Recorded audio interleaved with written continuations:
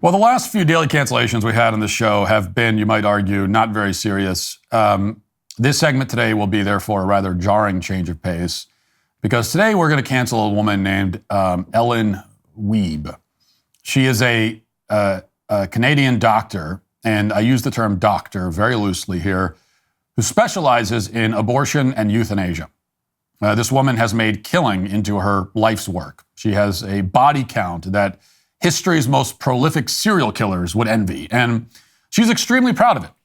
Wiebe was featured in a recent documentary for the BBC by journalist Liz Carr, who set out to investigate the issue of so-called assisted dying. Now, Carr is disabled herself and approaches the topic from a very skeptical viewpoint. She's worried, and she should be, that the proliferation and normalization of euthanasia is putting disabled people like herself at risk. And it is.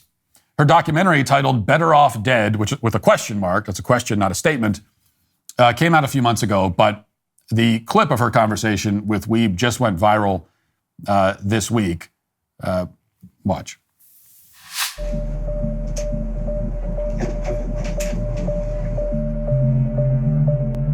Hello. Thank you for Nice seeing to me. meet you. You too. Should we do hands and whatever? Are we very formal? Or do we not? I don't know. We don't need to be formal, but we also don't need to touch hands. Fine, good. Yes, well, when your hands are drenched in blood, it's probably best if you don't go around touching other people's hands. So at least the doctor was being considerate there, I guess. We're only 20 seconds in, and Wiebe has barely said anything, and you're already getting the impression this woman is a straight-up psychopath. And I promise you, it only gets worse from here. Watch. You do this work actually here sometimes. Most people want to die in their own homes. Yeah. And so I would be in their home. And of course, many people are in hospital, in hospice, in care homes. And then there are people who don't feel comfortable dying at home. For example, they don't want their spouse to have to deal with their memory of them dying in their home. So then they come here, and this is a recliner. And so people recline here, and they can snuggle up with their loved ones if they want. And so it's a good place for some people. Mm-hmm.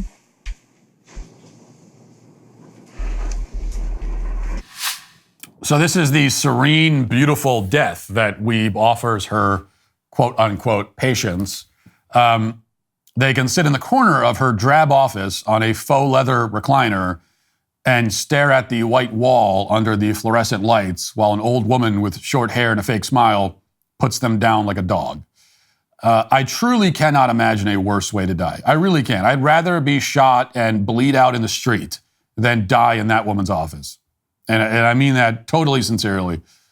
Let's continue. How many maid deaths have you been involved with? Over 400. That sounds like a lot. Is that what you do now? Like, is that the main No, thing? I still run a contraception and abortion clinic in addition to my maid work. So she has killed 400 people through euthanasia, in addition to the presumably hundreds of abortions she's performed in her career. This woman has single-handedly killed the population of a small town.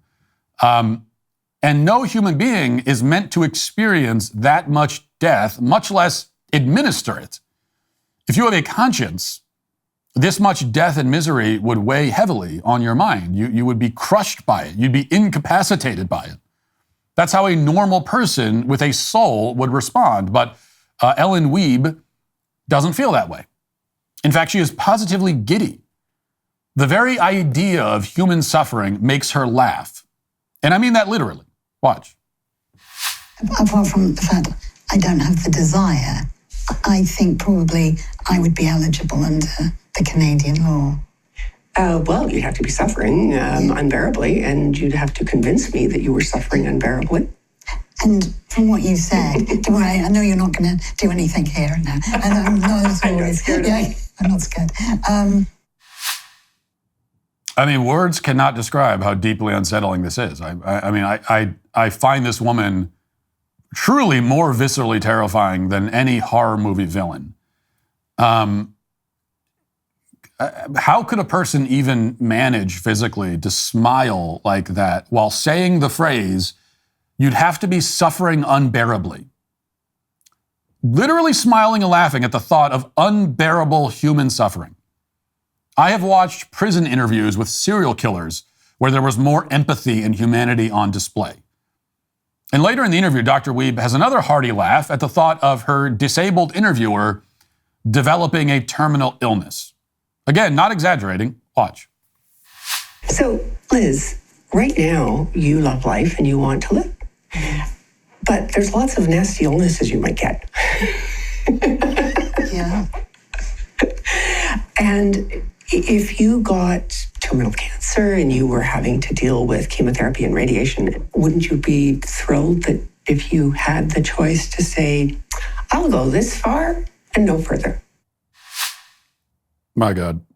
I mean, sure, I would rather be like tortured to death by the Taliban in a cave somewhere than have that person doing the honors, let's say. I mean, and there is inappropriate laughter, you know, the Kamala laugh, as it's come to be known. And we're used to that at this point. But then there's the psychotic supervillain laughter, talking about unbearable suffering and terminal illnesses like they're the punchlines to a joke, would certainly fall into the latter category. I mean, this woman would be the most disturbing stand-up comedian of all time. So I think you get the point by now. This is an evil person. And when your country legalizes euthanasia, not to mention abortion, you are inviting people like this into the medical field. People who, rather than healing and treating the sick, actually have a deep desire to kill, it would seem. Or at the very least, they enjoy it. She says at the end of this interview that she loves her job. Killing people who are suffering unbearably. She loves it. She says that. Someone who takes joy in human suffering. And, you know, that's reason enough. Of so many other reasons, that is reason enough to outlaw the practice of euthanasia. But Dr. Wiebe did say one enlightening and even insightful thing, actually. When asked why people choose euthanasia, she said this. Do you think the number one reason that people want MAID? The number one reason is autonomy, control. And what? And everybody's different in what they think of as autonomy and control. Yeah. So that would be about not wanting to lose that in their lives. Yes. Control. They desperately want control. Like they want to say, it's now. And we say, okay, well, I can get back here at 7:00. Is that okay? And they'll say yes, and they'll be so grateful that they can skip the last 2 days of their life.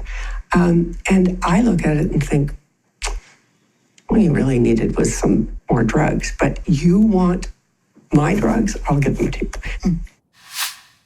Now, notice something, because this is very interesting. She did not say that people choose euthanasia because they want to end their suffering.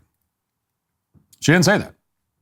She even acknowledges that in most cases, there are drugs that could do that. I mean, drugs that could keep you alive for the time being, while also ending or at least greatly mitigating your physical suffering. So she says that they choose euthanasia because they want to take control. And she returns to this theme a couple of times in the interview. And I'll say that at least on this topic, she is an expert. Okay, she's an expert in killing people. And so I would trust her judgment on that at least. She says they're doing it because they want to take control. And I think she's exactly right. In fact, I have made that precise point many times in the past about this subject. To hear it repeated by an administer of euthanasia is pretty compelling confirmation. As I've argued, in a morbidly ironic way, euthanasia, quote unquote, assisted dying, is a product of a society that fears death. We are a culture of death, not because we love death, although Dr. Wiebe seems to love it, but because we're so deeply terrified of it. The paradox is that people who fear death the most end up embracing it. because death is outside of our control. It is, along with taxes, the most unavoidable fact of life. Some people, when staring down the barrel of this unavoidable fact of life, they try to game the system by taking control, killing themselves before nature has a chance to do it. But there are two things you should notice about this. First, the logic doesn't make any sense. You're not actually taking control of anything. This is not you seizing control. It's like if you're on a plane that's in the process of crashing and you take control of the situation by jumping out of the plane at 30,000 feet without a parachute. You're still falling to your death. You haven't taken control of anything at all. You're tumbling uncontrollably to your own death. The only thing you've achieved, the only thing, is that now, rather than being the victim of a tragic accident, your death will forever be recorded as a suicide. But you're just as dead either way. The manner of your death is almost exactly the same, but now you took your own life. There's no control there. I mean, you hear about someone taking control when their plane's about to crash. What in your head, what that would mean is like they seize control of the plane and they stop it from crashing. That's taking control. But if you're still dead at the end of it, you have not taken control. If you could really have control over the situation, it would just not crash and you would live. So you have not taken control here, and now the manner, your death, it's certainly not more honorable, and most certainly not more dignified. The opposite is the case, really. And that's the tragedy of it. Second, whatever you say about this control issue, and even if you think that taking your own life right before the plane crashes is somehow more dignified and honorable than dying in the crash itself, either way, no matter how you look at it, one thing is for certain. This has nothing to do with medicine. The medical field should not be anywhere near this. Whatever else you might say about the decision to jump out of the plane, it is definitely not a medical treatment, okay? Just as sitting on a recliner in that cackling woman's office and letting her give you a fatal dose of poison so that her evil grin will be the last thing you see before you shuffle off this mortal coil is not a medical treatment. Even if I agree that it's an advisable decision or a morally defensible one, which I do not, I still would not call it medicine because it is not medicine. That is the fundamental problem with legalized euthanasia. Death is not medicine. You cannot treat or cure someone by directly and intentionally killing them. My apparently controversial view is that the medical field should only be involved in medicinal practices. A doctor should be solely focused on diagnosing and treating injury and illness. Nothing more and nothing less. That's why they exist. It's what their job is for. Euthanasia, and yes, abortion, puts them in the position of doing the opposite of what their job is for. The difference between a euthanasia doctor and a real doctor is the difference between a firefighter and an arsonist, between a bank teller and a bank robber. I mean, imagine living in some bizarro world where if you really want to commit arson, you want to burn down your neighbor's home with him still inside it, you could legally call someone to do it for you. And now imagine that the firefighters themselves were the ones you called. Imagine that firefighters were tasked both with starting fires and putting them out. I mean, to call that a conflict of interest would be a massive understatement.